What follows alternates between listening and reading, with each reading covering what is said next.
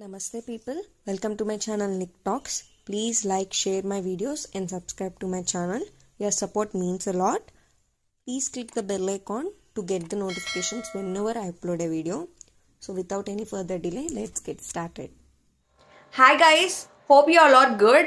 నేనైతే ఇప్పుడు ఒక ఇంట్రెస్టింగ్ టాపిక్తో వచ్చేసాను. రీసెంట్గా చూసుకుంటే కనుక ఒక న్యూస్ వైరల్ అయింది దట్ 8 ఇండియన్ నేవీ అఫీషియల్స్ని దోహా ఖటార్లో అరెస్ట్ చేశారు.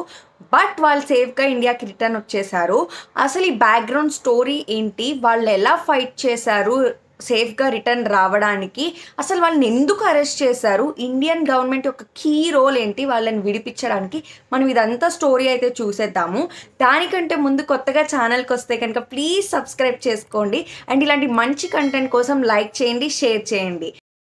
సో August 30, 2022లో 8 ఫార్మర్ ఇండియన్ నేవీ అఫీషియల్స్ని అయితే అరెస్ట్ చేసేసారు దోహా ఖటార్లో.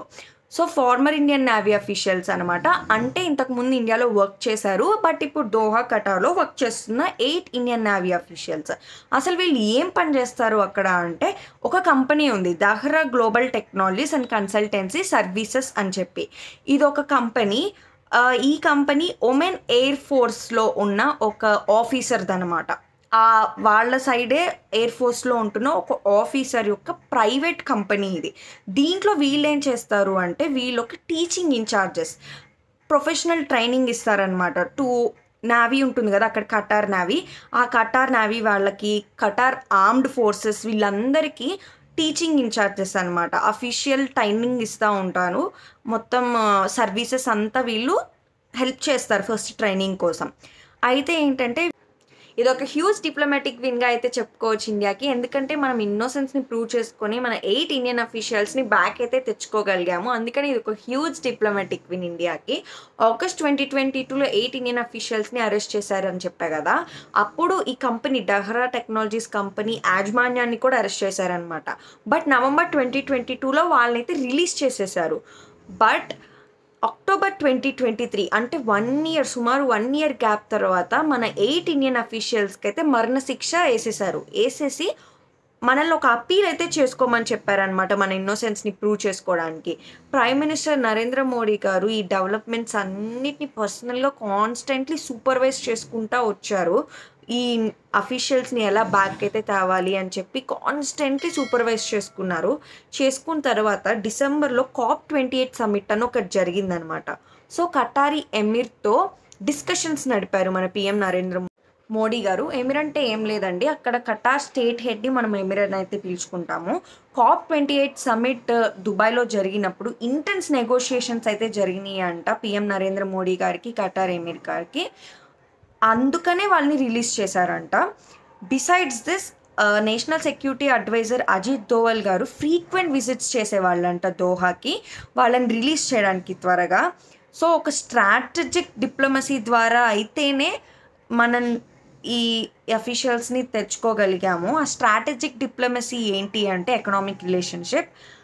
ఇండియాకి ఖటార్కి మెయిన్గా ఎకనామిక్ రిలేషన్షిప్ అంటే ఎనర్జీ సెక్టార్లోనే ఉంది. అది దేంట్లో అంటే liquefied natural gas. First and foremost మనకి ఇంపోర్ట్స్ ఎవరైతే ఇస్తున్నారో అదే ఖటార్ అనమాట. లిక్విఫైడ్ నేచురల్ గ్యాస్లో almost 48% of the usage annually మనకి ఖటార్ నుండే వస్తుందంట. లిక్విఫైడ్ నేచురల్ గ్యాస్ అంటే సుమారుగా 7.5 million tons of liquefied natural గ్యాస్ని మనం ప్రతి ఇయర్ ఇంపోర్ట్ చేసుకుంటున్నాం ఖటార్ నుంచి. సో దీన్నే, ఈ అగ్రిమెంట్ని నెక్స్ట్ 20 years కూడా ఇలానే కంటిన్యూ చేస్తామని ఒక అగ్రిమెంట్ తీసుకున్న తర్వాతే మన అఫీషియల్స్ని తెచ్చుకోగలిగామంట. సో దీన్నే మనం అంటున్నాం స్ట్రాటజిక్ డిప్లొమసీ అని. ఎందుకంటే both sides of the nation profit అయినాయి. మన అఫీషియల్స్ని తెచ్చుకోగలిగాము, అట్ ద సేమ్ టైం వాళ్ళకు కూడా అగ్రిమెంట్ కంటిన్యూ అవుతుంది నెక్స్ట్ 20 years అండ్ ప్రాఫిట్స్ తీసుకోగలరు అనమాట. సో ఇలా అయితే మనం మన అఫీషియల్స్ని తెచ్చుకోగలిగాం. బట్ బ్యాక్ స్టోరీ ఏంటి, ఎందుకు వాళ్ళని అరెస్ట్ చేశారు, అసలు ఏం జరిగింది బ్యాక్గ్రౌండ్లో అని అయితే ఇప్పుడు తెలుసుకుందాము. అసలు బ్యాక్గ్రౌండ్ స్టోరీ ఏంటంటే, 2020లో ఖటార్ ఒక ఫినాంటియరీ అనే ఒక ఇటాలియన్ షిప్ బిల్డింగ్ ఫర్మ్తో ఒక అగ్రిమెంట్ అయితే తీసుకుంది. ఏమని చెప్పి, ఒక naval base and naval fleet along with submarines building కోసం. నావల్ ఫ్లీట్ అంటే పెద్ద వార్షిప్స్ని మనం నావల్ ఫ్లీట్ అంటాము. నావల్ బేస్ అంటే ఈ వార్షిప్స్ అన్నిటిని మనము రిపైర్ అవన్నీ చేసుకొని ఎంక్లోజ్డ్ ఏరియా ఉంటుంది కదా, దాన్ని నావల్ బేస్ అని అయితే అంటాము. అయితే ఏంటంటే అసలు ఈ అగ్రిమెంటే ఎప్పుడు ఇంప్లిమెంట్ అవ్వలేదంట. కానీ మన 8 ఇండియన్ అఫీషియల్స్ మీద ఎక్యుజేషన్స్ అయితే చేశారు. ఏమని? ఈ సబ్‌మెరైన్స్ మీద ఉన్న ఒక సెన్సిటివ్ ఇన్ఫర్మేషన్ మనం ఇజ్రాయెల్ ఇంటెలిజెన్స్‌కి అయితే అందిస్తున్నాము, స్పై చేస్తున్నాము ఇజ్రాయెల్ ఇంటెలిజెన్స్ తరపున. వాళ్ళకి ఈ ఇన్ఫర్మేషన్, ఖటార్ యొక్క సబ్‌మెరైన్స్ ఇన్ఫర్మేషన్స్ అంతా సంథింగ్ మనం లీక్ చేస్తున్నాం వాళ్ళకి అని చెప్పి వీళ్ళైతే ఎక్యుజేషన్స్ మన ఇండియన్ అఫీషియల్స్ మీద అయితే ఫైల్ చేశారు. ఇది మేమేం చేయలేదు అని చెప్పి మనం ఇన్నసెన్స్ని ప్రూవ్ చేసుకొని మనం మన ఇండియన్ అఫీషియల్స్ని అయితే బ్యాక్ తెచ్చుకున్నాం అనమాట. ఇది బ్యాక్గ్రౌండ్ స్టోరీ. బట్ ఇదే రీజన్ అని చెప్పి ఎయిదర్ ఇండియా కానీ ఖటార్ కానీ అఫీషియల్గా ఎవరు కన్ఫర్మ్ చేయలేదు. ఇది మీడియా రిసోర్సెస్ ద్వారా వస్తున్న న్యూస్. బట్ ఈ 8 అఫీషియల్ కోసం ఇంత అగ్రిమెంట్స్ తీసుకొని ఇండియా ముందుకెళ్తుందా అంటే అది ఒక రీజన్ కావచ్చు. బట్ ఇంపార్టెంట్ రీజన్స్ వచ్చేసి చాలా ఉన్నాయి. ఏంటంటే రోబస్ట్గా మన డిప్లొమాటిక్ రిలేషన్స్ని మనం కాపాడుకోవాలి. ఈ గుడ్ విల్ ఏదైతే ఉందో ఇండియా ఖటార్కి, అది కాపాడుకోవడానికి ఫస్ట్ అయితే చేశారు. సెకండ్ ఏంటంటే ఇలాంటి ఇండియన్ రెసిడెంట్స్ చాలామంది అయితే ఉన్నారు ఖటార్లో. అరౌండ్ 8,40,000 మెంబర్స్ ఉన్నారంట. వాళ్ళ సేఫ్టీ అండ్ సెక్యూరిటీ కోసం కూడా ఇది చేశారు. అండ్ అదే కాకుండా అక్కడ వర్క్ చేసి మనీ పంపిస్తే ఇక్కడ ఆ మనీతో ఉంటున్న ఫ్యామిలీస్ ఇండియాలో అయితే చాలామంది ఉన్నారు. సో వాళ్ళందరి సేఫ్టీ కోసం కూడా ఈ బైలేటరల్ రిలేషన్షిప్ని అయితే కంటిన్యూ చేస్తున్నారు.